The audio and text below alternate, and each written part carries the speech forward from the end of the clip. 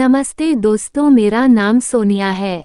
आज बात करेंगे कि मानव का विकास कैसे हुआ, किस प्रकार से उसने जंगलों में रहकर स्ट्रगल किया। वीडियो अच्छी लगे तो चैनल को सब्सक्राइब जरूर कर देना दोस्तों। मानव विकास की अवस्थाएं, स्टेजेस ऑफ मेंस डेवलपमेंट। विश्व में मानव का विकास 5 अवस्थाओं में हुआ था।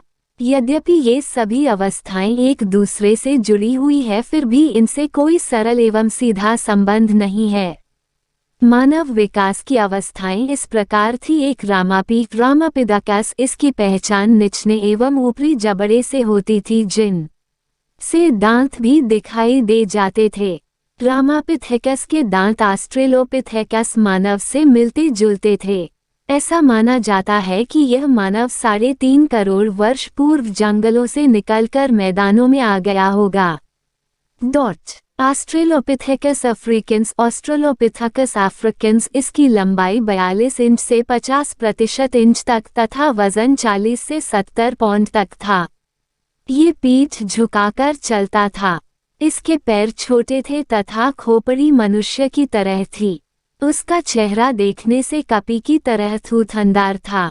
इसके अवशेष दक्षिण अफ्रीका से मिले हैं, जो 50 लाख वर्ष पूर्व से 8,50,000 वर्ष तक पुराने हैं। तंजानिया अर्थात पूर्वी अफ्रीका से 17,50,000 वर्ष पुरानी एक स्त्री की खोपड़ी प्राप्त हुई है। होमो इरेक्टस, होमो इरेक्टस, यह मानव सीधा खड़ा होकर चलता था। इसकी खोपड़ी गोलाकार थी। इसका माथा ढलवा था। ये मानव अफ्रीका व चीन में पाए गए हैं।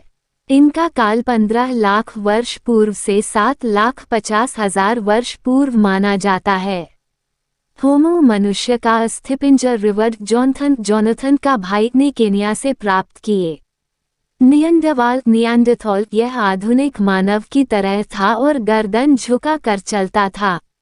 इन मानवों के अवशेष स्पेन, यूगोस्लाविया, रूस तथा इजराइल से प्राप्त हुए हैं। होमो सैपियन ये पूर्व मानव था। इसकी थोड़ी उभरी हुई तथा खोपी गोल थी। इसकी 3 प्रजातियां कोकेशियर, मंगोलाइड तथा दी पूर्व पाषाण कालीन संस्कृति की विशेषताएं। Features of old stone age culture. पूर्व पाषाण कालीन संस्कृति की प्रमुख विशेषताएं इस प्रकार थी। शिकारी संग्राहक, हंटर गैदरर। पूरा पाषाण काल में मनुष्य का जीवन शिकारी संग्रह का था। आरंभ में वह भोजन अथवा शिकार की खोज में एक स्थान से दूसरे स्थान पर अकेला भटकता रहता था। उसके समक्ष बहुत चुनौतियां थीं। वह जंगली पशुओं को पत्थर तथा हड्डियों आदि के हथियारों की सहायता से मारकर कच्चा मांस प्राप्त करके अपना पेट भर लेता था। आरंभ में वह अकेला शिकार करता था, परंतु जंगल में हिंसक जानवरों का भय हमेशा बना रहता था। वैसे भी वह अकेला भारी भरकम हिंसक पशुओं को नहीं मार सकता था।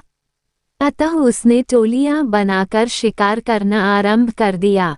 चून की टोली में बच्चे, स्त्रियों व बुजुर्ग भी होते थे, इसलिए मनुष्य ने भोजन अर्थात कच्चे मांस व जंगली फलों का संग्रह करना आरंभ कर दिया। इस तरह से मनुष्य शिकारी संग्राहक बन गया।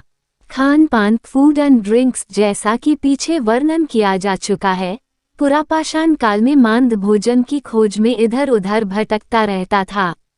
इस काल में मनुष्य का प्रमुख उद्यम आखेट अर्थात शिकार था।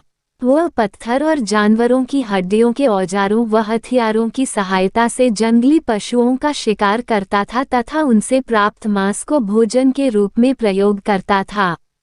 इन औजारों एवं हथियारों का मनुष्य को बहुत लाभ हुआ। इससे हिंसक पशुओं से उसका जीवन सुरक्षित हो गया तथा इनके प्रयोग से शिकार के द्वारा मारे गए पशुओं से कच्चे मांस के रूप में मानव को भोजन भी प्राप्त हो गया। अतः उसका जीवन थोड़ा सा सरल हो गया। पुरापाषाण काल में मनुष्य जंगली जानवरों, पशुओं व पक्षियों का कच्चा मांस, जंगली फल, बेर तथा सब्जियां खाकर अपनी भूख मिटाता था। उच्च पाषाण काल में अब मनुष्य ने आग की खोज करने के पश्चात मांस को पकाकर खाना आरंभ कर दिया था। परंतु पानी के लिए वह अभी भी वर्षा तथा नदी नालों के गंदे जल पर ही निर्भर रहता था, अर्थात वह नदी नालों व झरनों का पानी पीकर अपने पेट की प्यास बुझाला था। निवास स्थान हाउसेस पूर्व पाषाण काल के आरंभिक युग में मनुष्य का अपना कोई घर नहीं था। वह घर बनाने की कला से भी परिचित नहीं था। वह खानाबदोश का जीवन व्यतीत करता था और जहाँ पर उसे शिकार या भोजन प्राप्त हो जाता वहीं पर उसका घर बन जाता था। सूरज ढलते ही वह कहीं भी वृक्षों की ओट में आराम करके अपने शरीर की थकावट को दूर कर लेता था। प्राकृतिक प्रकोपों से बचने के लिए वह पहाड़ियों और वृक्षों के पीछे छुप जाता था। धीरे धीरे मनुष्य ने पर्वतों में गुफा बनाकर रहना आरंभ कर दिया। विद्वानों को उत्तरी अफ्रीका, यूरोप तथा भारत में भोपाल से मनुष्य की अंधेरी तथा नम गुफाओं के अवशेष प्राप्त हुए हैं। कालांतर में मनुष्य ने हिंसक पशुओं तथा सर्दी से बचने के लिए गुफाओं के सामने आग जलाना आरंभ कर दिया, जिससे वह